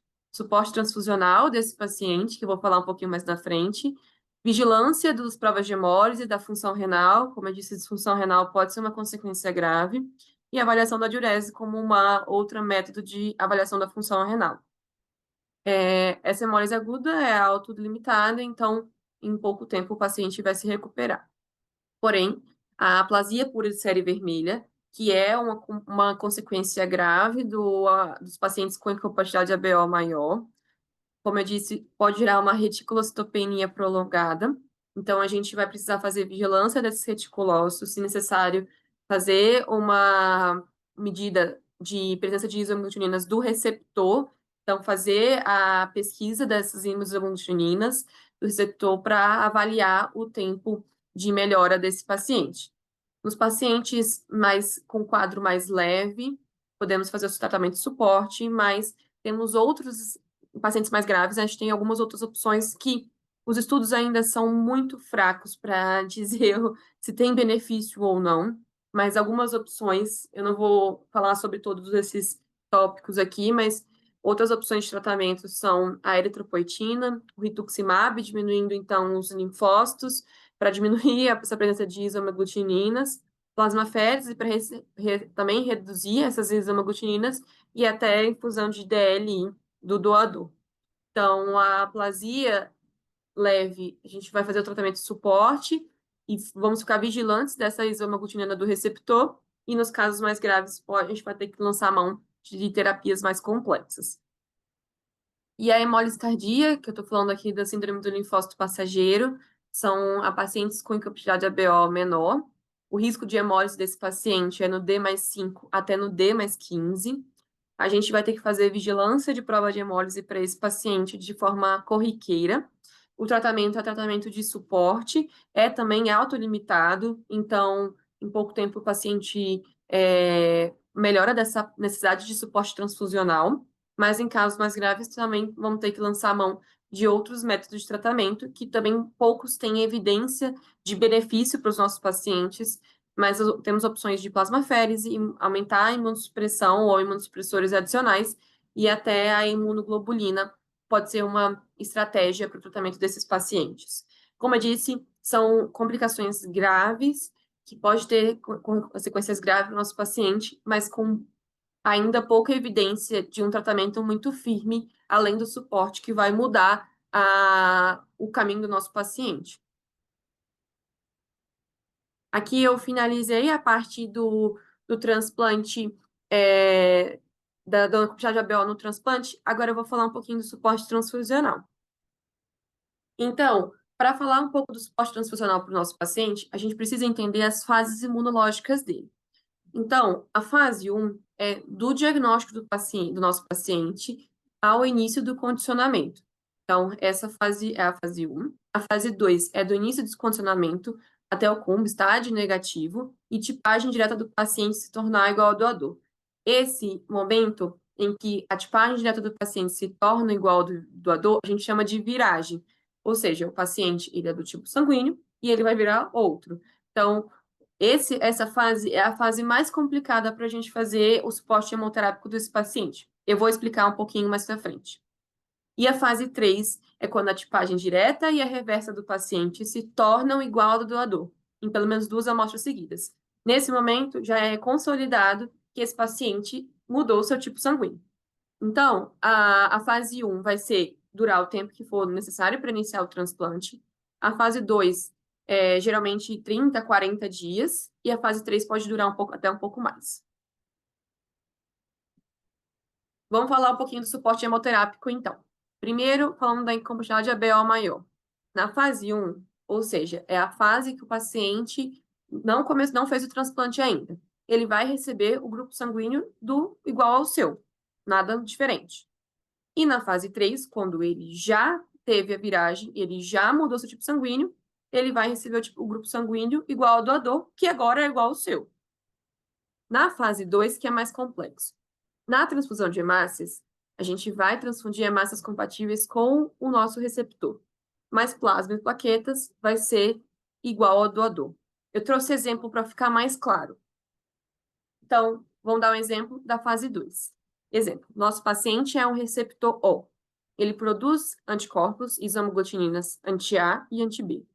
O nosso doador, ele é do tipo A. Então, ele vai receber anti-B. Ele vai produzir anti-B.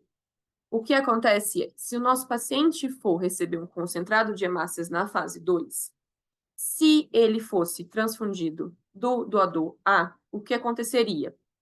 Ele aconteceria uma hemólise, porque o seu receptor produz anti-A e anti-B.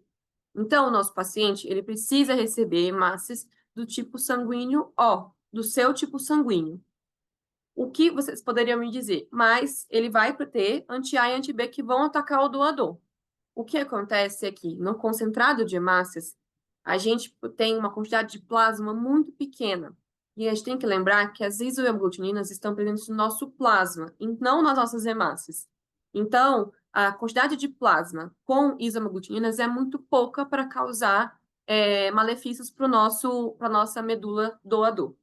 Então, a gente vai transfundir esse paciente de concentrado de hemácias do tipo O, igual ao do nosso receptor. Agora, se o nosso paciente vai receber plaquetas ou plasma, a gente tem que lembrar que a presença de isoaglutininas é muito maior nesses produtos. Então, se a gente transfundir esse paciente com o tipo sanguíneo O, igual ao do receptor, as isoaglutininas vão atacar a medula doadora. Então, a gente pode ter uma consequência muito grave. A gente precisa proteger essa medula a todo custo. Então, a gente vai transfundir esse paciente plasma e plaquetas do tipo sanguíneo A, tá certo? Então, para proteger a nossa medula e evitar consequências de demora de enxertia do nosso paciente. Bom, eu espero que tenha ficado claro. Vou passar para a incapacidade ABO menor. Se alguém tiver alguma dúvida, eu posso voltar. Então, na fase 1, agora eu vou falar da incompatibilidade ABO menor. Na fase 1, então, antes do transplante, o nosso paciente vai receber os tipos sanguíneos, ou vai receber o concentrado de hemácias ou plasma plaquetas, baseado na sua tipagem pré-transplante. Na fase 3, ele vai receber, que é a fase pós-viragem, ele vai receber a transfusão do grupo sanguíneo do seu doador, que agora é o seu tipo sanguíneo. Na fase 2, que é a fase pós-transplante, o concentrado de hemácias, esse paciente ele vai receber transfusão de hemácias compatíveis agora com o doador e plasma e plaquetas com o receptor. Eu trouxe também exemplos para facilitar. Então, vamos dar um exemplo. O nosso paciente, ele é do grupo A, então ele produz imunoglutininas anti-B. O nosso doador é do grupo O, então ele produz anticorpos contra o nosso tipo sanguíneo do receptor. Então, ele produz anti-A e anti-B. Esse paciente vai necessitar de concentrado de hemácias. O que acontece é que, se a gente transfundir esse paciente com concentrado de hemácias do tipo sanguíneo A, o que vai acontecer é hemólise, porque o nosso doador, ele vai produzir isoaglutininas anti-A e anti-B. E isso pode facilitar, pode abrir caminhos da síndrome do linfócito passageiro.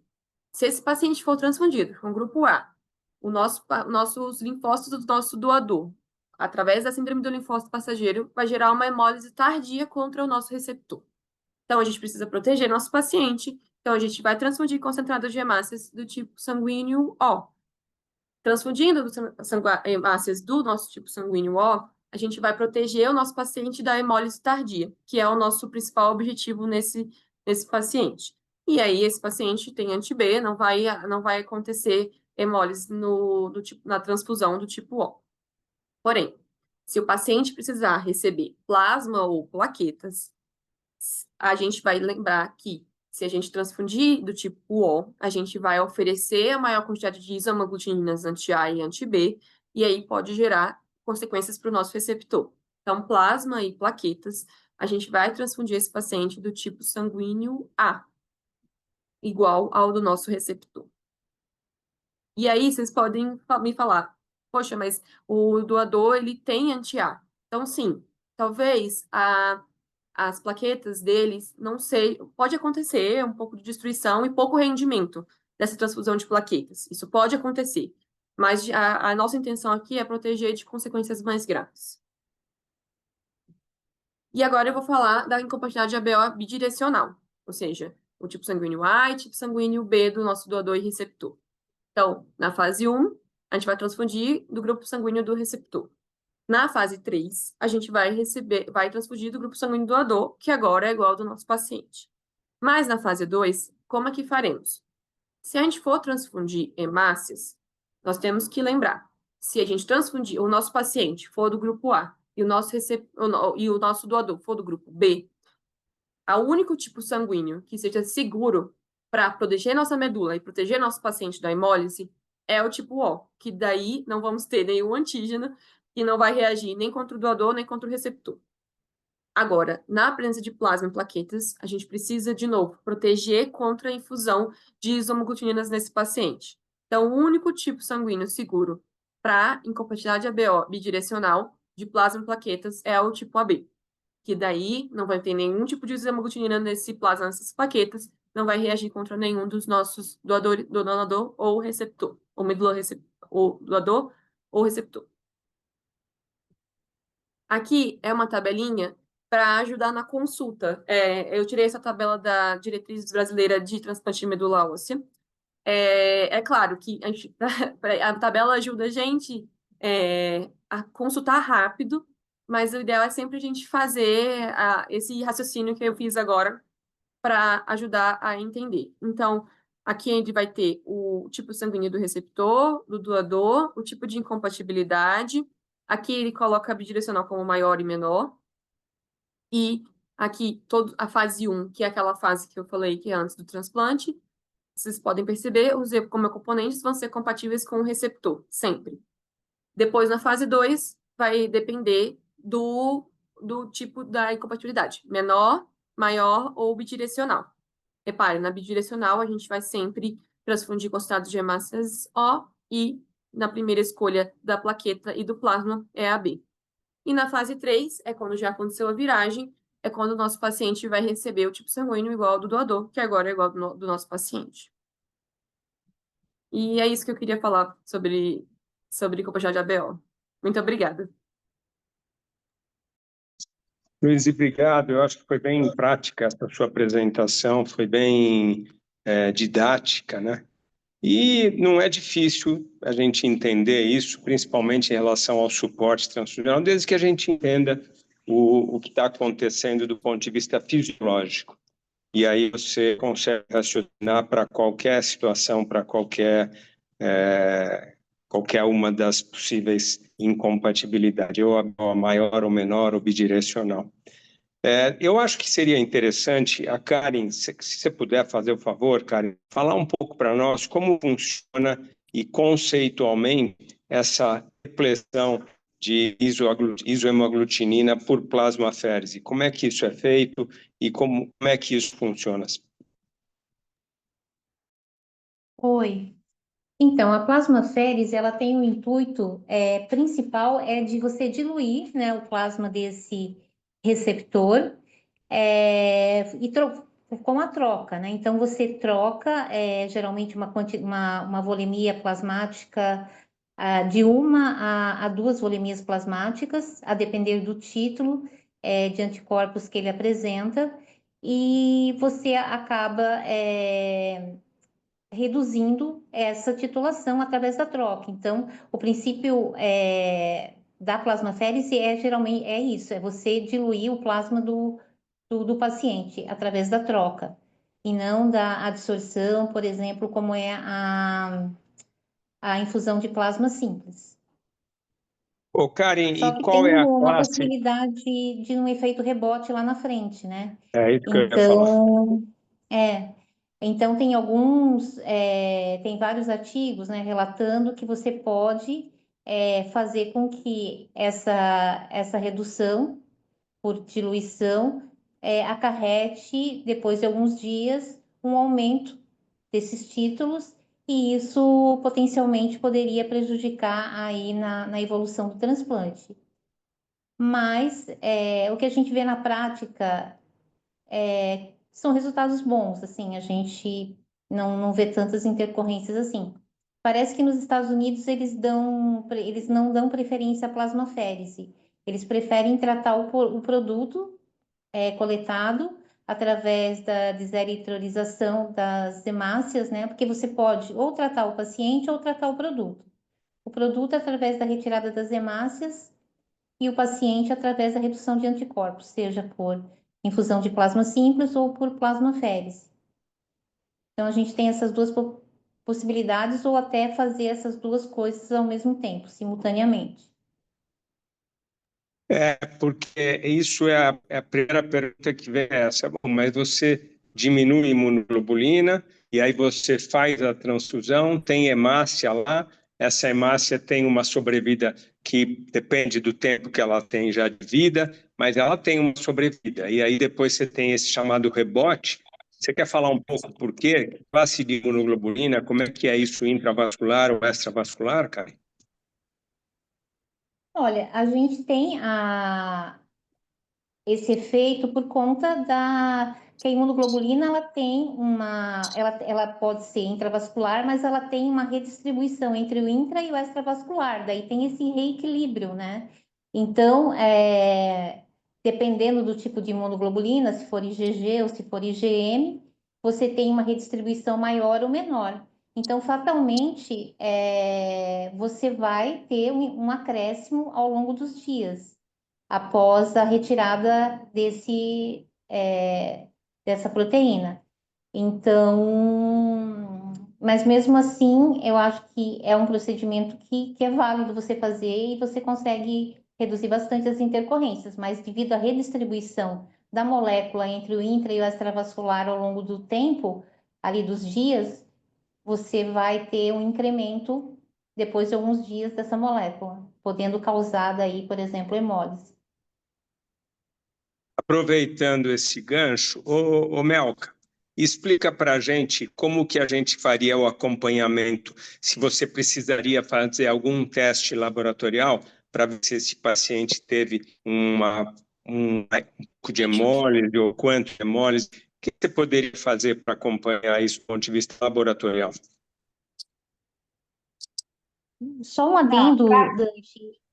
Só ia falar uma coisa, mas como o paciente está imunossuprimido, né? Então acho que isso acaba ajudando também a colaborar de forma positiva para reduzir esse risco. Eu acho que principalmente é isso, né, Karen? Porque esse paciente não está produzindo imunoglobulina como ele produziria normalmente. E aí você, além de ter tirado um pouco, porque você vê título, né? Agora, esse rebote, eu não realmente confesso que nunca acompanhei isso. Esse rebote talvez seja, e é diferente, muito provavelmente, de um paciente normal que não está imunodeprimido.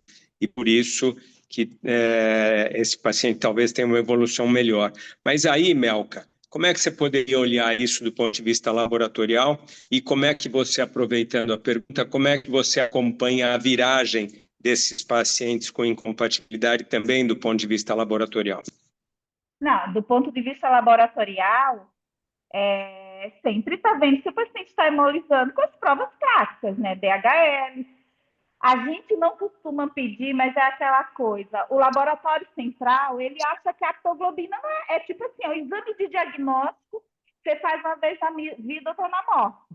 Então, a gente precisa pedir aptoglobina para eles verem que é o exame que realmente a gente necessita e hemoglobina, tá? Então, essa é como você vai acompanhar sempre hemólise. Do ponto de vista de viragem, você acompanha de 2 jeitos. Porque o que acontece? O paciente que tem uma incompatibilidade ABO maior, ele é O e ele vai virar A. Ele está recebendo sangue O. Então, assim, você não pode se basear a viragem só na tipagem sanguínea. Porque o que acontece? Ele está recebendo sangue O e a tipagem direta dele, se eu só der sangue O para ele, vai sempre se manter uma quantidade grande de hemácia O, porque esse paciente é dependente transfusional. Então, como que você acompanha, né? Reversa, e aí chega nesse ponto que a Karen também comentou, tá? Esses pacientes, eles são imunodeprimidos, eles estão reconstituindo do ponto de vista imunológico. Então, esse efeito rebote no nosso paciente, eu posso até estar assim, mas para mim é meio anedótico, tá? Seria só basicamente esse equilíbrio entre intra e extravascular o que contribui muito pouco. Esses pacientes não estão produzindo novas imunoglobulinas. Então, no paciente imunossuprimido, esse efeito rebote ele seria muito raro e muito estranho mesmo, tá? A não ser que seja, por exemplo, nos 3, 4 primeiros dias do PMO. Então, assim, você acompanha a reversa do paciente. E aí, o que você começa a perceber? Que aquele paciente ele vai deixando de ser O, ele passa a reagir só com determinado tipo de hemácia. E, óbvio, o mais importante é o TAD. Toda incompatibilidade ABO maior, mesmo eu não tendo hemólise, eu vou ter hemácia circulante suficiente para fazer um TAD positivo. Tá? Então, quando esse TAD passa a ser negativo, teoricamente houve a viragem. Mas eu sou muito, vamos dizer, porque assim, a maioria das pessoas, para não pensar direito, em 100 dias pós-transplante, a maioria já virou, tá? Então, do ponto de vista prático, é muito mais fácil só monitorizar o paciente no 100, lá para os 90 dias. Só que o que acontece? No nosso serviço, a gente tem uma gestão de sangue importante para estar fazendo economia. Então, eu começo a monitorizar esse paciente já no D30 da fase 2 do transplante. Para quê? Para eu economizar sangue. Imagina uma bidirecional, eu fico numa situação extremamente difícil pelo tipo de sangue que esse paciente recebe, tá? Então, isso é muito importante. Óbvio, a tipagem ABO no transplante, ela tem que ser realizada em gel para eu visualizar direitinho a quantidade de dupla população. Tipagem reversa e o teste de antiglobulina direto é como eu vou monitorar essa viragem. Eu queria fazer só outro adendo, eu sei que o tema da aula foi a BO, mas para vocês ampliarem mais ainda o pensamento que não é tão rápido. Bom dia. Tudo bom? Oi, alguém está falando comigo? Não, tem alguém com o microfone aberto aí, por favor, puder Ah, fechar. tá. Bom dia, tudo ótimo, tá? Então, assim, quando eu tenho um PAI positivo no receptor, vocês têm que pensar, até que eu prove o contrário, esse paciente tem uma incompatibilidade maior, não é mais ABO, eu estou falando do outro sistema. E aí, por que isso é importante? Eu vou ter que fenotipar doador e receptor para ver se eles são compatíveis ou não. Tá? Então, o receptor deu PAI positivo no pré-TMO, pelo amor de Deus, me convoque esse doador que eu preciso fenotipá-lo estendido. Outra coisa também que vocês confundem, e assim, quando eu tenho um título alto de anticorpo irregular e é uma aplasia de medula, por exemplo, que o produto vai ser medula óssea, não tem para onde eu correr. Eu vou ter que fazer plasmaférese. E também, gente, se o título for muito alto, você não consegue com uma plasmaférese reduzir esse título, tá? Então, eu descobri que o meu paciente tem uma incompatibilidade maior, outro antígeno, no D-1, é bem perigoso, tá? Então, por isso que eu estou falando isso para vocês. Outra coisa que é muito importante também, o pessoal tem medo ou receio, isso eu percebo, quando o receptor é D negativo e o doador é D positivo. Gente, isso é o mais tranquilo que tem, tá? O maior problema no RHD é o contrário, quando o receptor é D positivo e ele vai receber medula D negativo, que aí você tem que mudar toda a conduta transfusional. Eu só tenho problema em pacientes D negativos se eles forem PAI positivo. Se for PAI negativo, é super tranquilo. É muito mais tranquilo do que o paciente D positivo que recebe D negativo, tá? São esses comentários que eu queria fazer. Lembrar que mesmo que a gente já teve aqui no TMO, eu posso ser subgrupo de A e eu vou ser incompatível maior, tá? Mesmo eu sendo os dois tipos A. Porque, conceitual, eu tenho anticorpo para o produto. Bom, então, isso, dando uma resumida aí no que a Melka falou, por óbvio, todo paciente que recebe transfusão, e muitas vezes esses pacientes recebem transfusão antes do transplante, ou imediatamente antes, já tem um pouco do histórico desse paciente, se ele já é aloimunizado previamente. Claro que você tem que fazer isso com frequência, mas isso te dá uma informação boa se ele é aloimunizado, e aí fazer isso que a Melka falou, esse é o fenótipo do doador e das transfusões futuras. Mas, via de regra, é assim que a gente faz. E só para falar um pouco rapidamente da deseritrocitação, esse procedimento a gente pode fazer e faz, dependendo do hematócrito desse produto. Mas lembrar que isto é feito por centrifugação e por sedimentação, você usa um agente sedimentante, centrifuga, e lembrar que a camada leucoplaquetária ela está exatamente acima da camada eritrocitária. Então, se você retira muita hemácia, você também tem o risco de retirar célula-tronco, célula que você quer para o transplante. Então, esse procedimento, ele se faz, mas tem que tomar muito cuidado, porque você também pode depletar a quantidade de célula que você quer, célula progenitora, para o transplante. Então, acho que eram essas as considerações. Luiz, você quer fazer algum outro comentário? Ou se alguém tiver mais alguma pergunta, a gente ainda tem um tempo aqui. Doutor, por mim, acho que é isso. É bem complexo, mas é bem interessante. Se alguém quiser, eu disponibilizo depois os slides também para ajudar nos estudos. Tem aí no chat, acho que 4 perguntas, não sei se você consegue ver aí. Ou comentários, não sei. Não, doutor. Então, tá bom. Então, obrigado, Luiz, parabéns aí pela revisão e obrigado a todos e uma boa semana.